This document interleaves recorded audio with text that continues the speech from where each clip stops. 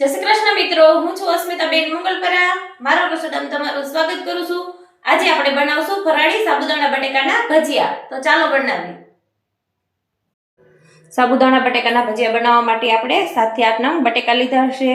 Crush કરેલું આદુ, ધાણા, ક્રશ કરેલા મરચા, 2 ચમચી આપણે તપકીનો લોટ લીધો છે અને સાબુદાણા મેં 5 થી 6 કલાક માટે પલાળીને રાખી દીધા હતા. એટલે આપણે સાબુદાણાને પાણીમાંથી કાઢી લેશું અને થોડી વાર માટે આપણે નીતરવા દેશું. આપણે બટેકા 7 થી 8 નંગ લીધા છે. આવી રીતે આપણે હાથેથી ક્રશ કરી લેશું.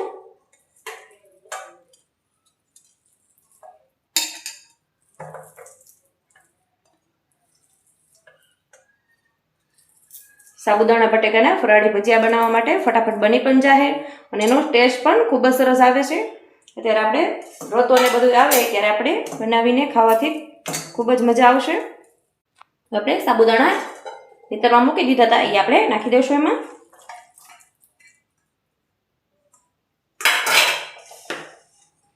ક્રશ કરેલા મરચા, ક્રશ કરેલું આદુ,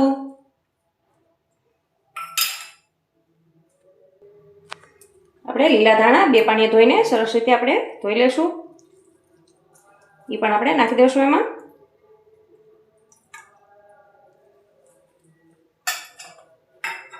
બે ચમચી તપકીનો લોટ લીધો છે, એ પણ નાખી દઈશું. એમાં આપણે 1 ચમચી ધાણા જીરું પાવડર, 1 ચમચી ગરમ મસાલો, 1 ચમચી હિંગ, સ્વાદ પ્રમાણે મીઠું, બધું હાથેથી આપણે મિક્સ કરી લેશું.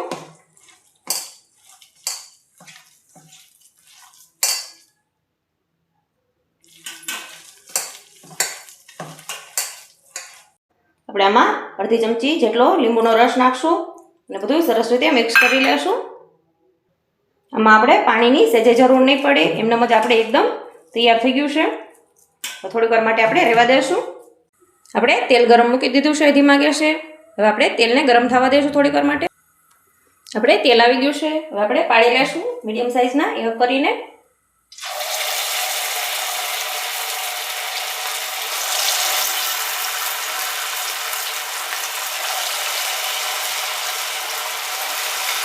આપણે વ્રત કે ઉપવાસમાં ખાઈ શકીએ છીએ.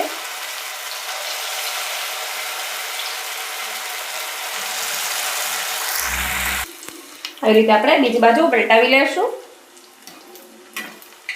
અને એકદમ ક્રિસ્પી બનીને તૈયાર થશે. તો આપણે ચડી ગયા છે, હવે આપણે ડીશમાં કાઢી લેશું.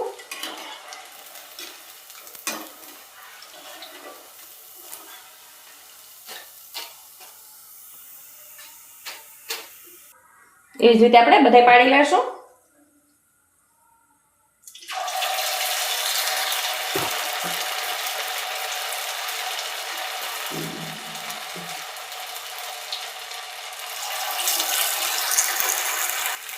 એવી રીતે આપણે બીજી બાજુ પલટાવી લેશું.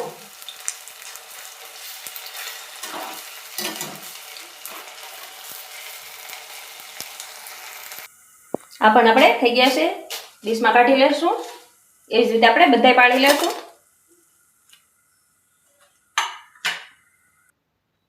આપણા ફરાળી સાબુદાણા બટેકાના ભજીયા બનીને તૈયાર થઈ ગયા છે. જોઈ શકો છો એકદમ ઉપરથી ક્રિસ્પી અને અંદરથી એકદમ સોફ્ટ બનીને તૈયાર થયા છે.